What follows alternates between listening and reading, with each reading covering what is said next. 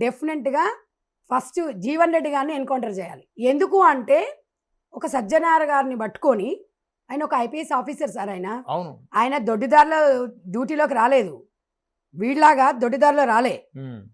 వాడు ఒక అన్ఎడ్యుకేటెడ్ లాగా మాట్లాడుతున్నాడు. ఒక నువ్వు ప్రజాప్రతినిధి 10 సంవత్సరాలు ఒక రాష్ట్రానికి, ఒక కాన్స్టిట్యున్సీకి ఒక ఎమ్మెల్యే, నువ్వు ఏం మాట్లాడుతున్నావురా ఇవాళ ఈ వేదిక నుంచి అడుగుతున్నా నేను.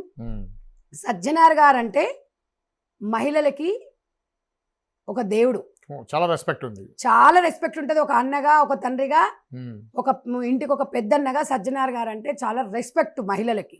మెయిన్గా నేను అనేది ఏం సార్ అంటే, దేశంలో బార్డర్లో ఇవాళ ఆర్మీ పోలీసు వ్యవస్థ లేకపోతే ఇంత హ్యాపీగా ఉండగలుగుతాం కాదు కదా.